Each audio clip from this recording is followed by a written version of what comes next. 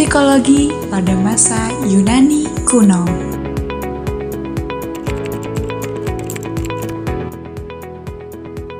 Halo semuanya, kami mahasiswa Prodi Psikologi semester 2 UIN Sunan Ampel Surabaya. Saya Imro'atul Hasanah dan teman saya Sri Purwati akan mengajak kalian semua untuk menjelajahi perjalanan ke masa Yunani kuno, di mana ilmu psikologi pertama kali dimulai. Tahukah kalian, kata psikologi sendiri berasal dari bahasa Yunani, psyche yang berarti jiwa dan logos yang berarti ilmu. Jadi, pada dasarnya, psikologi adalah ilmu tentang jiwa manusia yang sudah dipikirkan sejak ribuan tahun lalu oleh para filsuf seperti Socrates dan Plato.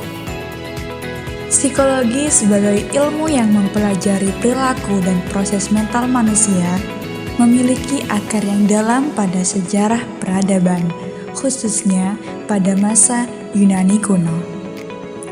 Pada periode ini, pemikiran mengenai jiwa dan perilaku manusia tidak dapat dipisahkan dari filsafat.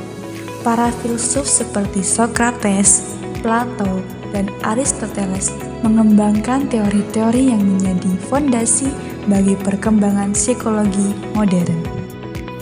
Sejarah psikologi terbagi dalam rentang waktu yang lama. Periode paling awal dari sejarah psikologi adalah pada zaman Yunani kuno sebelum adanya penanggalan Masehi. Nah, pada masa ini, psikologi masih menjadi bagian dari ilmu filsafat. Memasuki abad ke-5 hingga ke-6 Masehi, psikologi telah dihubungkan dengan dua teologi besar dari bangsa Yunani, yaitu Olimpiad dan Orfisme. Pada abad pertengahan, filsuf muslim seperti Al-Kindi telah mulai mengkaji tentang psikologi di dalam berbagai karya-karya tulisnya. Sejarah psikologi kemudian berlanjut pada abad ke-17 hingga abad ke-18. Dengan status psikologi masih sebagai wacana yang kemudian mulai diperdebatkan. Perdebatan ini mengenai objek dan prosedur kajian yang layak dimasukkan sebagai bagian dari psikologi. Sejarah psikologi sebagai disiplin ilmiah yang terpisah dari filsafat dimulai pada akhir abad ke-19 dengan pendirian laboratorium psikologi yang pertama oleh Wilhelm Wundt di Leipzig, Jerman. Setelah menjadi disiplin ilmiah tersendiri, sejarah psikologi berlanjut ke spesialisasi yang kemudian memunculkan cabang-cabang keilmuannya. Nah, untuk lebih mengenal sejarah psikologi ini, mari kita bahas lebih mendalam mengenai gimana sih pandangan para filsuf Yunani kuno seperti Socrates, Plato, dan Aristoteles mengenai jiwa.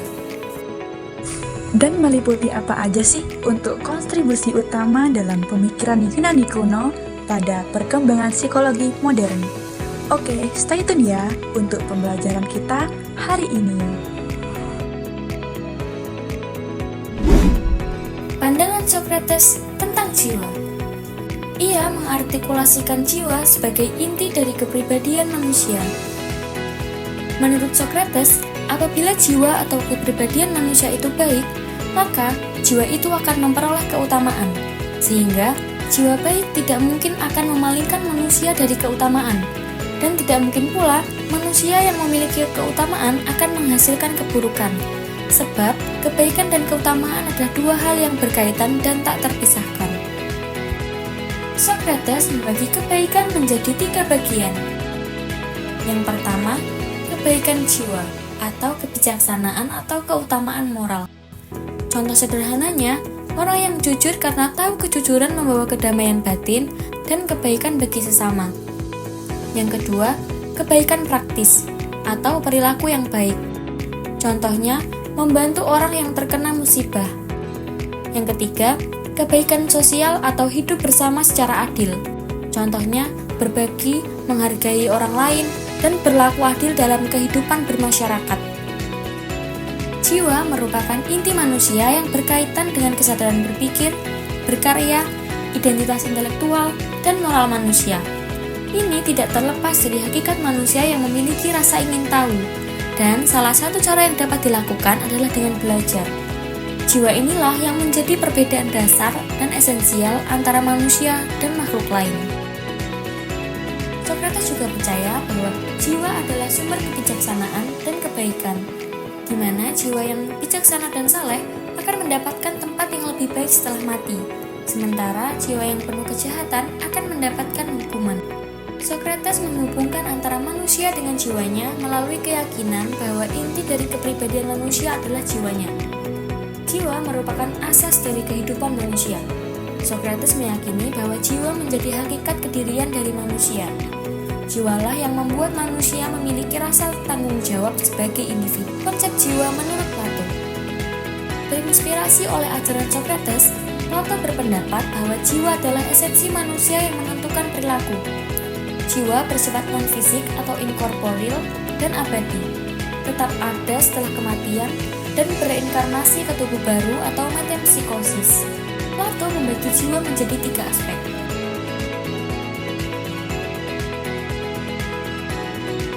Plato berpandangan bahwa jiwa manusia memperoleh ukuran kesempurnaannya yang sejati melalui kedalaman pengertian atau insight. Plato juga membagi jiwa manusia menjadi 2 bagian, yaitu jiwa badaniah dan jiwa rohaniah. Plato menetapkan bahwa jenis jiwa tertinggi adalah jiwa rohaniah.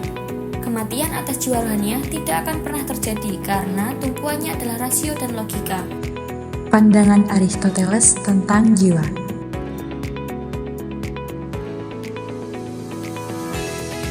Jiwa dan tubuh memiliki hubungan erat secara esensial. Jiwa tidak bisa berdiri sendiri tanpa tubuh. Jiwa merupakan dasar bagi pemikiran, kesadaran, dan juga keistimewaan pada diri manusia. Ketiga aspek jiwa menurut Aristoteles. Dalam karya filsafatnya, Aristoteles mengemukakan bahwa yang ada dan yang berdiam di dalam diri semua makhluk hidup, tumbuhan, binatang, dan juga manusia, apapun bentuknya, dia diberi nama sebagai jiwa. Artinya, menurut Aristoteles, bahwa jiwa tidak hanya dimiliki manusia, tetapi jiwa juga dimiliki atau berada pada tumbuhan dan juga hewan. Namun, dari sisi esensi terdapat perbedaan. Jiwa tanaman dan hewan memiliki berbagai jenis jiwa dan pada hal-hal yang berbeda dengan jiwa pada manusia. Pemikiran filosofis Yunani kuno seperti yang dipaparkan oleh Socrates, Plato, dan Aristoteles memberikan kontribusi yang sangat besar terhadap perkembangan psikologi modern. Filosofi mereka membentuk dasar bagi pertanyaan-pertanyaan fundamental yang dalam psikologi seperti kesadaran, identitas diri, dan hubungan antara pikiran dan tubuh. Khususnya, Aristoteles di sini menekankan pentingnya pengamatan dan pengumpulan data dalam memahami perilaku manusia, yang kemudian menjadi landasan bagi pendekatan ilmiah dalam psikologi modern. Selain itu, konsep jiwa dan kesadaran yang dikembangkan oleh Plato dan Aristoteles memberikan kerangka untuk memahami kompleksitas kognisi dan perasaan manusia, yang dimana hal tersebut terus berkembang dalam penelitian psikologi kognitif hingga saat ini.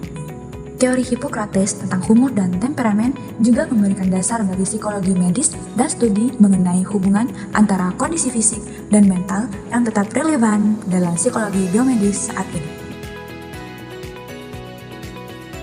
Mempelajari psikologi dari perspektif Yunani kuno memberikan wawasan tentang evolusi terminologi psikologi.